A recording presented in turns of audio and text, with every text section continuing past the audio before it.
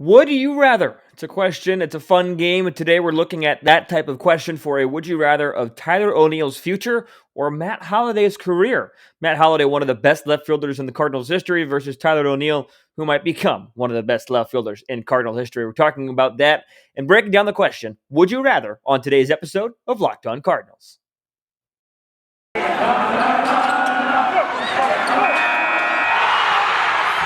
are Locked On Cardinals, your daily St. Louis Cardinals podcast, part of the Locked On Podcast Network, your team every day.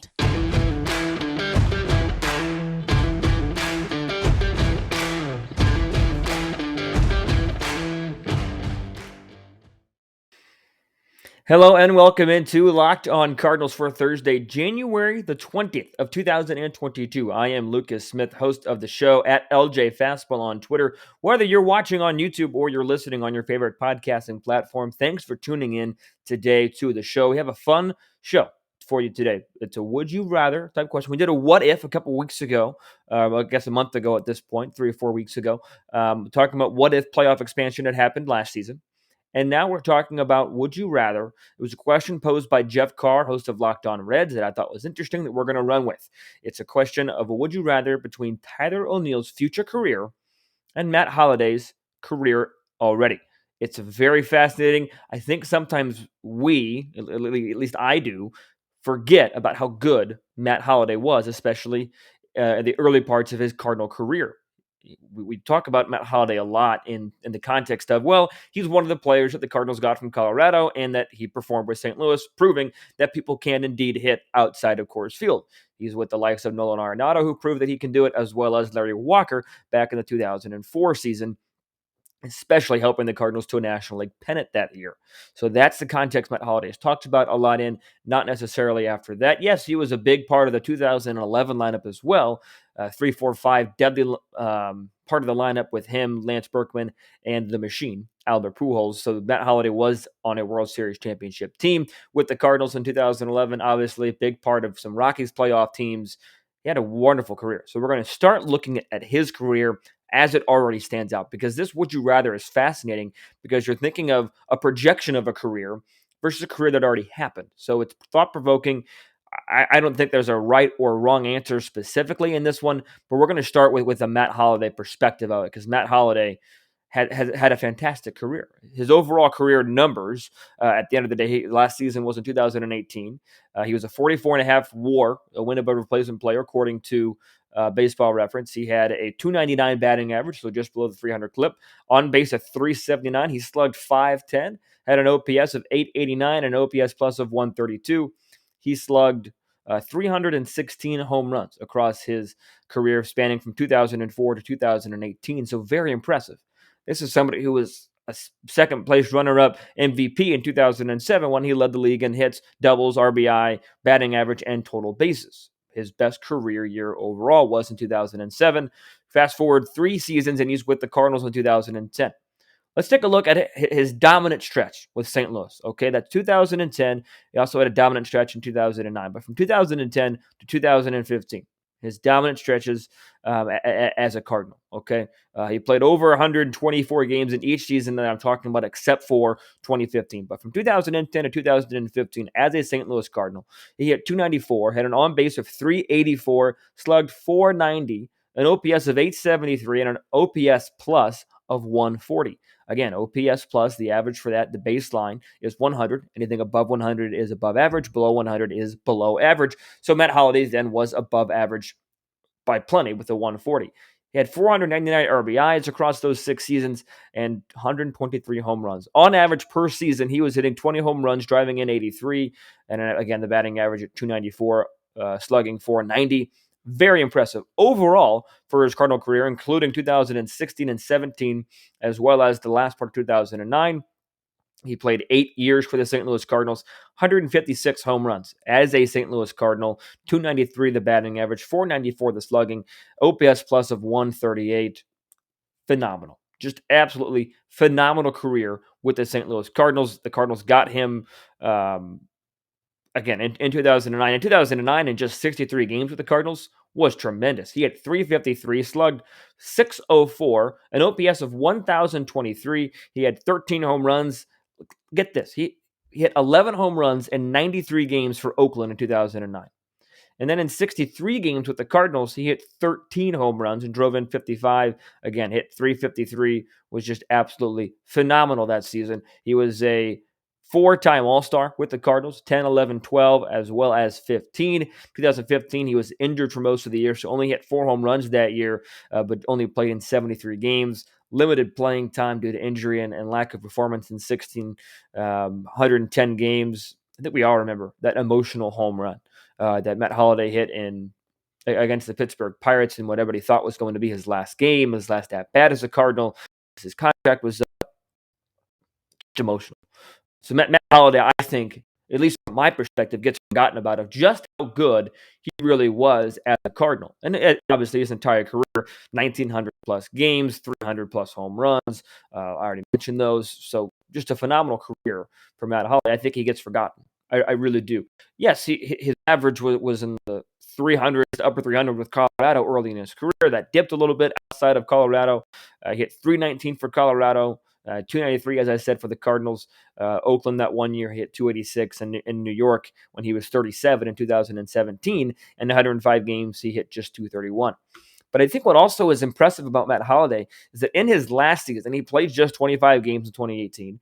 But in 25 games for the Colorado Rockies, in which he developed slighter relationship with Nolan Arenado that they talked about a little bit throughout the beginning of this season, he hit 283, had an on-base of 415, slugged 434, had 2 home runs across those 25 games. That's 53 at-bats. Pretty solid overall for somebody who was 38 at the time and, obviously didn't get that much playing time, 25 games, but still, he was pretty solid for the most part to the end of his career. Yes, I understand he struggled in 2016, 17 with the Yankees, had those down years, 1 year at the Cardinal, 1 year with the Yankees. But if you look at his hard hit percentage, you look beyond just the baseball reference numbers. You go to StatCast rankings. In 2017, at age 37, he was in the top 10% of the league in hard hit percentage. And the year before that, he was in the top 4% of the league in hard hit percentage. And he was in the top 2% of the league in exit velocity in 2016. So still hitting the ball hard. Matt Holliday was a strong man. And I think it's an interesting comparison, comparing somebody that was as strong as Matt Holliday and comparing him to somebody that is as strong as Tyler O'Neill. Just absolutely massive. We all know Canadian bodybuilder dad, and he obviously picked up a little bit of that strength gene. And Tyler O'Neill is one of the strongest people in all of baseball. Doesn't get a lot of recognition, in my opinion. I think he should have been in the home run derby. I think he would have hit some absolute bombs in the home run derby. But it's an interesting comparison because Matt Holliday was consistent as consistent gets from 2010 to 2014, but I count 15 because he was consistent for the first half of that season. And that was in the end of his prime to the start of his swan song years, if you will. I mean, that's 30 to 35. Those were his ages. And his lowest OPS was in that last year in 2015, or OPS plus, of 121. So this is somebody that had a remarkable Cardinal career. Is he a Cooperstown Hall of Famer? Doubtful. But if you look at his Cardinal career, 156 home runs as a Cardinal, part of a World Series championship team, went to another World Series in 2013. He was one of the few people that hit in that World Series, if you remember, in 2013. Just had some phenomenal careers. Or phenomenal postseasons, if you will. You go to that 2013 World Series against the Boston Red Sox. He had that home run against Ryan Dempster. He was one of the key offensive contributors of that team. He was a leader of that team. The batting average wasn't outstanding, but he still had a great NLDS. The overall postseason was incredible. He was 6 for 20 in the NLDS. Hit a home run, had 2 home runs in the World Series. He had a home run in each round. One home run in the DS, 1 home run in the Championship Series, and 2 in the World Series. Dude just straight up hit. He was a monster when he was on his game. Big leg kick, strong guy, nicest guy as well. Just absolute funny guy. Love his interactions with Jim Hayes in the post game. So that's Matt Holliday. The appeal to Matt Holliday is just a strong man that goes out there, doesn't even care where he hits it. Left, center, right, center, down one of the lines. He's going to hit it hard wherever he hits it. Tyler O'Neill tapped into that potential in 2021. So we'll talk about Tyler O'Neill's side of the coin next in terms of he gave us a lot in 2021. Which Tyler O'Neill are we going to get going forward in 2022 and beyond? And again, hopefully we actually get a full 2022 of Tyler O'Neill. So all that in mind, we'll talk about Tyler O'Neill coming up in just a moment. But it's still January, so I hope you're still sticking to your New Year's resolutions if it was getting fit or eating healthier. And if you're starting to wane off, I encourage you to get back on that horse and put Built Bar in your plan. Built Bar is the protein bar that tastes like a candy bar. I would argue it tastes better than a candy bar. Built Bar makes it easier to stick to that resolution because you get a tasty treat that is extremely healthy as well, because these Built Bars are covered 100% in chocolate and also have the following health benefits: 130 calories, 4 grams of sugar, 4 net carbs, and 17 grams of protein. Compare that to a candy bar, you're going to get 240 calories, 30 grams of sugar, dozens of net carbs, and no protein. So go get a Built Bar now at Built.com. There's so many flavors to choose from: coconut, almond, peanut butter, brownie, raspberry, cookies and cream, mint brownie, that and more. Built.com also has exclusive limited time flavors coming out, so keep your eyes at Built.com. And if I haven't enticed you enough, here's a way to save some money. You can get healthy, you can get a delicious treat, and you can save 15% off your purchase at Built.com with the promo code LOCKED15. LOCKED15 gets you 15% off at Built.com. Go ahead and use that promo code now and get yourself some Built Bars today. Tyler O'Neill is an interesting fellow. In 2018, 19, and even 20, a lot of people, myself included, were worried about, is he going to be a Randall Grichuk 2.0? Even a borderline Steven Piscotty, but more so a Randall Grichuk 2.0, all the potential, all the strength in the world, all the ability in the world, but just was never able to put it together in a Cardinal uniform. Grichuk has had a fine career in Toronto, and good for him. Sometimes a change of scenery is what is best for a player. Tyler O'Neill proved that the Cardinals got that right in sticking with O'Neill.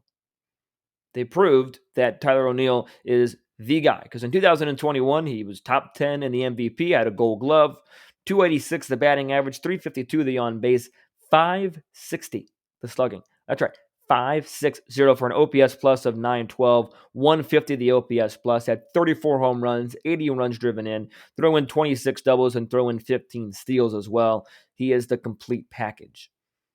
I'll compare the two in segment number 3, because there are some things that Tyler O'Neill can do that Matt Holliday didn't necessarily do, especially later in his career. But Tyler O'Neill can absolutely do it all. I talk about this a lot, especially when I'm talking about the 3 outfielders, O'Neill, Bader, and Carlson. They can all hit for average. On not saying 330, 340, but they can hit well enough. They can all hit for power. Light tower power, if you're talking about Tyler O'Neill specifically. They can all field a baseball. They can all go out and catch the baseball, sometimes when it's pretty far away. They can all throw a baseball very hard and very far and have cannons. And they can all run like the wind. Tyler O'Neill, when he's at his best, is the complete package. The only question I have, because at first glance, especially if you're using some recency bias here, not only is Tyler O'Neill still playing, but you're using some recency bias in terms of his 2021 was great. At first glance, this would you rather question, easy, no questions asked. I'm taking Tyler O'Neill's future. The problem comes in when you look at Tyler O'Neill's whole career. Because from 2018 to 2020, it was a different Tyler O'Neill. He had 229. He had an on-base of 291. He still slugged 422. But an OPS of 713 and an OPS plus of 91. Hit 21 home runs across 171 games. On average per season, he was playing just 57 games, hitting 7 home runs. And per 162, he was hitting 20 home runs. It's not terrible. Home runs were coming at a great rate. But he was striking out 145 times per 162 from that first stretch. And then you fast forward to 2020, and his numbers jump through the roof. Struck out a decent amount still, 168 and 138 games. But he put up 34 home runs, drove in 80 runs driven in, stole 15 bags in just 138 games. And again, That .560 slugging percentage is absolutely ridiculous. Here are Matt Holliday's slugging percentages as a Cardinal. 2009 in part-time role, .604. Part-time was only 63 games, what I mean by that. 2010, .532. Continuing forward each year, .525, .497, .490, .441, .410, .461 in his final year as a Cardinal in 110 games in 2016. So that .560 slugging mark is a mark that Matt Holliday only reached in his partial year in 2009. His next highest was .532 in 2010. So that is a stat, that is a marker that Tyler O'Neill hit that Matt Holliday never hit in a full season as a Cardinal. Because even in that 2009 season, his full slugging percentage was .515, which is still remarkable. Don't get me wrong, remarkable. But if we're comparing hitting this marker, that is a very impressive marker that Tyler O'Neill hit that Matt Holliday did not. But again, the problem comes in the play. Which Tyler O'Neill are you going to get? His expected batting average in 2020 was in the bottom 5% of the league. His weighted on base was the bottom 9% of the league in 2020. Had a lot of red on his StatCast in 2021. I'll read all the red. Red means you're in at least the top 10%. So that's good, right? So 2021 barrel percentage, top 3% of the league. How often are you getting the ball on the barrel? 17.9%. Again, top 3% of the league qualifiers. Exit velocity on average was 93 miles an hour. That's top 6% of the league. His expected slugging was .583, top 3% of the league. Weighted on base jumped up over 100 points to 384 for the top 7% of the league. His expected weighted on base was .392, top 7%, and his hard hit percentage was 52.2%, top 7% of the league. That is wildly impressive. The hard hit percentage jumped 20%. 15%, excuse me. That is a wonderful improvement. The career trajectory probably isn't going to be a career year every year. That's not how baseball, that's not how sports work overall. Diamond dozen. Very few people have a career year after year. Mike Trout's probably one of them. At least it seems that he has a career night every night. One of the best players of all time. So if Tyler O'Neill can get healthy and play a full season, because he is still yet to play a full season and remain healthy in it. He played 61 games in 2018, 60 games in 2019. Wasn't the starter either one of those years. So I understand that. Played 50 games, so that's a full season, but it was COVID shortened, so 50 out of 60. And then 138 games in 2021 with a DL stint mixed in there. Or an IL, excuse me. DL is outdated. An injured list. So that's the concern I have about jumping on the Tyler O'Neill train in terms of this context. Again, you all know that I'm a huge Tyler O'Neill fan. I think he's going to do great things. But for the sake of the conversation, these are things we have to think about. If you want Matt Holliday, his entire career, because again, if you're going to ask a guy, if you're carving out a career, a realistic, good, above average career, 299 average, 316 home runs, 1,200 RBIs, an on-base percentage of .379, a slugging percentage of .510, an OPS of .889, an OPS plus of .132 across a 15-year career, including a world championship. That's a freaking solid career. A lot of guys would kill for that kind of career. Absolutely kill for it. And this was Tyler O'Neill's age 26 season. So let's do this one comparison before we take a break and do a full comparison. Age 26 season for Matt Holliday was an all-star year. His first year as an all-star. He hit .326, had an on-base of .387, a slugging percentage of .586 for an OPS of .973.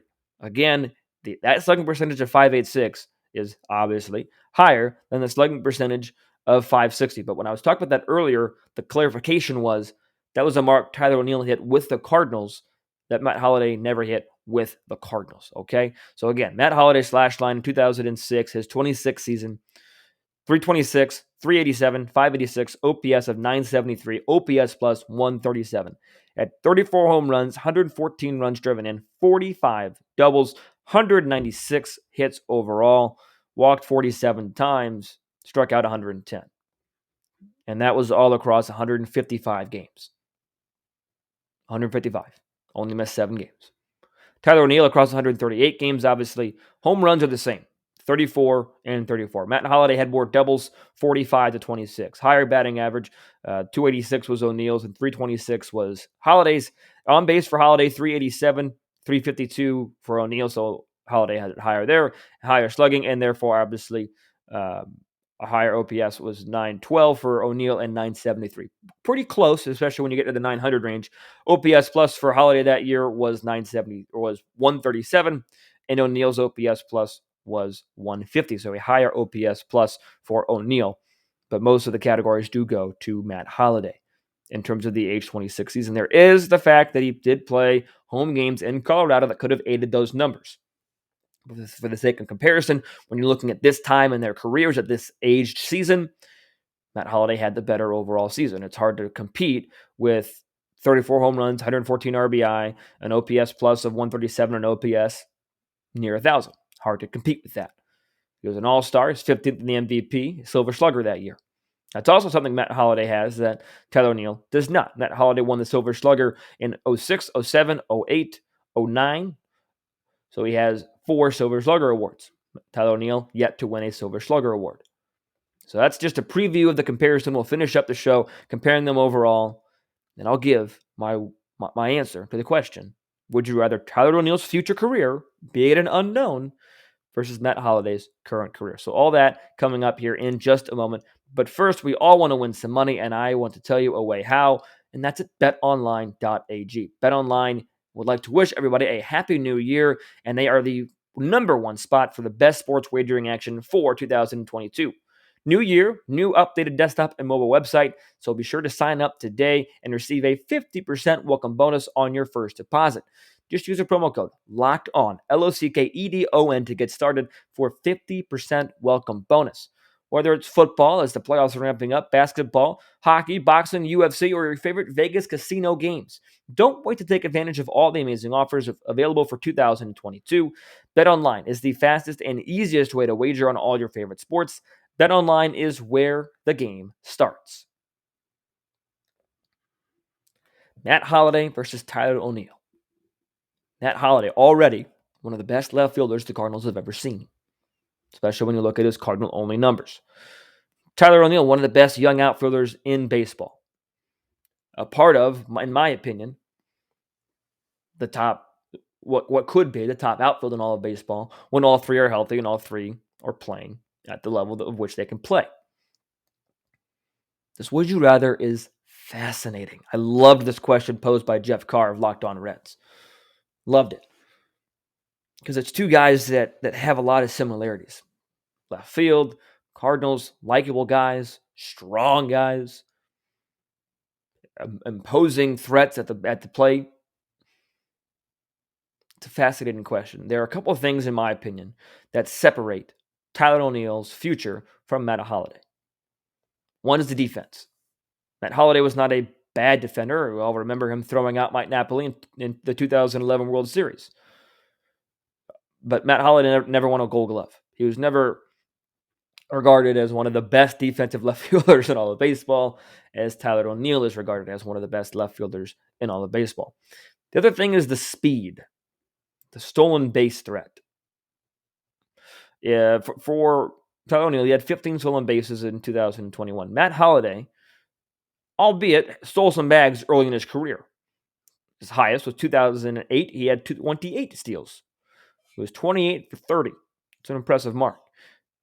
He also stole double-digit bags in 05, 06, 07, 09, and other than that, it was low numbers. So by the time he became a Cardinal at age 30, age 29 in 2009, but full-time Cardinal in 2010 at age 30, he wasn't stealing many bags. He stole, this is his stolen base total by year for the Cardinals. 9.246.420. And again, in his age 26 season, Matt Holliday stole 10 bags. Tyler O'Neill stole 15 bags in his 26th season. So the speed and the defense excite me for Tyler O'Neill. And even if the Cardinals only get him for 2-3 more years. For this, would you rather? My answer And as good as Matt Holliday was, as big as a fan as I was of Matt Holliday when I was 10, 11, 12, 13, 14, 15 years old, my would you rather is Tyler O'Neill, even with the unknown of it all. I think Tyler's career trajectory is something special. I really do. I think if he can cut down on the strikeouts and stay healthy, which he has shown to do, and use the ball to all fields and not just become pull happy, because Tyler O'Neill can hit the ball with authority to all fields. I think Tyler O'Neill can be a top player in baseball. So my answer is Tyler O'Neill. I love Matt Holliday. Not trying to disrespect him. Matt Holliday, said it 4 times, I think, on this podcast already this episode. One of the best outfielders the Cardinals have ever seen in a Cardinal uniform, especially when you narrow it down to left fielders. Had some great moments. But for the purpose of this question, I'm going Tyler O'Neill. What do you think? Let me know in the comment section below on YouTube. Email lockedoncards@gmail.com. Reply to the tweet. Reply to a Instagram post on LO_Cardinals. DM me at LJ Fastball. Let me know your thoughts on the matter. It's a fascinating question, one that I deeply enjoyed talking about today. I hope you enjoyed listening or watching, whichever one it was. Thanks for tuning in today to the Locked On Cardinals podcast. I encourage you to go listen to Locked On Blues next, as the Locked On Blues podcast. The Blues seem to be having a pretty solid season. Thomas and Josh have it for you over there on Locked On Blues. Until I talk to you guys the next time, be sure to stay safe, stay well, and have a fantastic rest of your day.